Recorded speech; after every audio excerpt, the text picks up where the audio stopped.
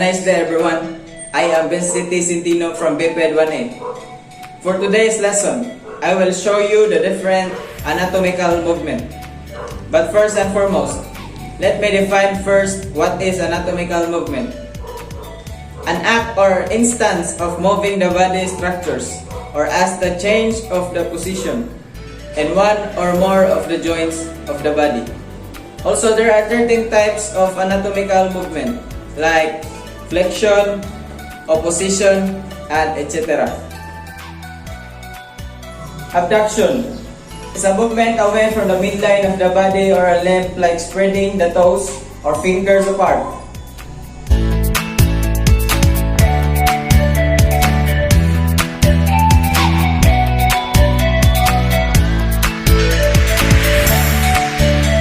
Adduction is the movement toward the midline of the body, like bringing the fingers or toes together. Remember that abduction and adduction always refer to movements of the appendicular skeleton.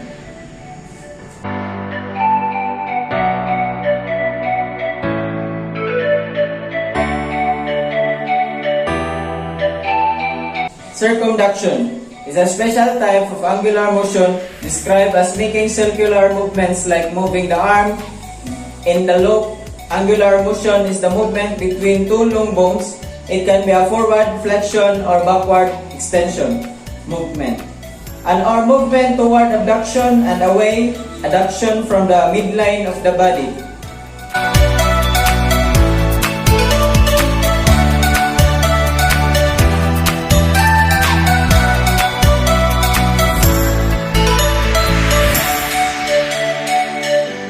Dorsiflexion and plantar flexion refer to the movement of the foot. Dorsiflexion is the movement of the ankle while elevating the sole as if digging in the heel. Plantar flexion is the opposite movement, extending the ankle and elevating the heel as if standing in tiptoes.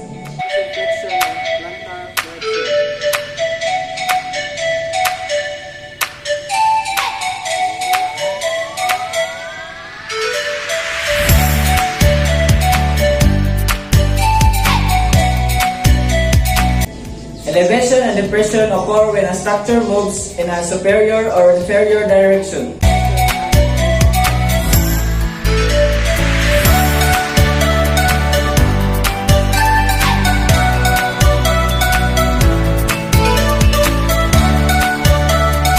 Extension occurs in the same plane as flexion, except that increases the angle between the articulating elements. In fact, it is the exact opposite of flexion. An example is extending the arms in both sides. Flexion is the movement in the anterior-posterior plane that reduces the angle between the articulating elements. One example is when bringing the hand toward the chest, that is flexing the intervertebral joints of the arms.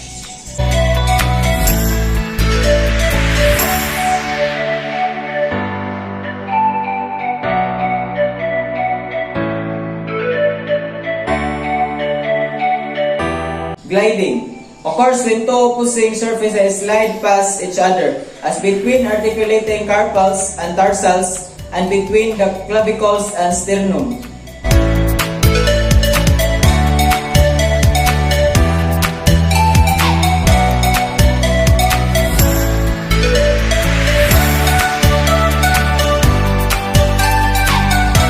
Opposition is a special movement of the thumb which enables it to grasp and hold an object.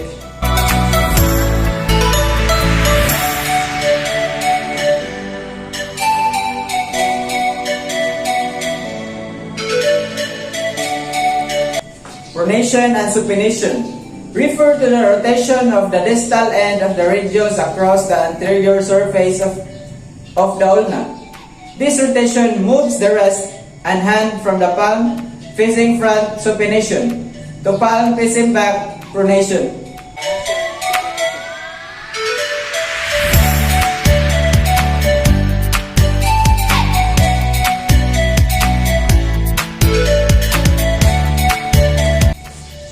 Protraction is moving a part of the body anteriorly in the horizontal plane as in jutting face forward to gain distance at the finish line.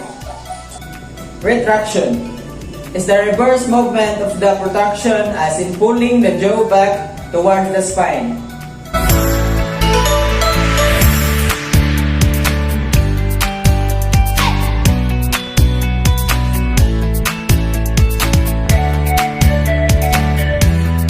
Rotation involves turning the body or a limb around the longitudinal axis in rotating the arm to screw in a light bulb.